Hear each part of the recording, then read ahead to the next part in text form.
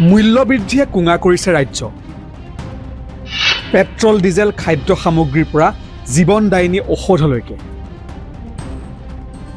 মূৰে কপালে হাত দিছে সাধাৰণ জনতাই। মূল্যবৃদ্ধিয়ে টেটু চেপা দিছে সমাজৰ মধ্যবিত্ত শ্ৰেণীক। কাৰণ বস্তুৰ দাম বাঢ়িলেও ধনিক শ্ৰেণীৰ জীৱন ধাৰণত নপৰে বিশেষ প্ৰভাৱ। একেদৰে সমাজৰ আৰ্থিকভাৱে পিছপৰা শ্ৰেণীলৈ চৰকাৰে আগবঢ়ায় বিভিন্ন সময়ত বিভিন্ন আঁচনিৰ লগতে আৰ্থিক সাহায্যও। মাথো থাকি যায় মধ্যবিত্ত শ্ৰেণী। আৰু নিৰ্বাচনৰ পিছতে দেশত আৰম্ভ হোৱা প্ৰচণ্ড মূল্যবৃদ্ধিয়ে প্ৰত্যাহ্বান নমাই আনিছে মধ্যবিত্ত শ্ৰেণীটোলৈ। মিলা নাই মাহেকীয়া বাজেট। এসপ্তাহতে 3বাৰকৈ বাঢ়িল পেট্ৰল ডিজেলৰ দাম। LPGৰ নাটনি, দামো বৃদ্ধি। অত্যাৱশ্যকীয় খাদ্য সামগ্ৰীৰ জুই চাই দাম। 25% পৰ্যন্ত বাঢ়িছে জীৱনদায়িনী ঔষধৰ দাম।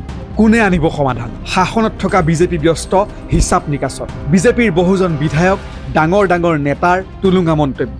দাম বাঢ়িছে, কমকৈ খাওক, গাড়ী বাইক নচলাব।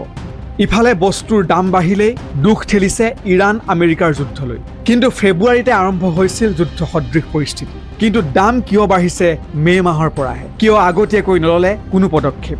এইবোৰ প্ৰশ্ন কোনে সুধিব? উত্তৰ কোনে দিব?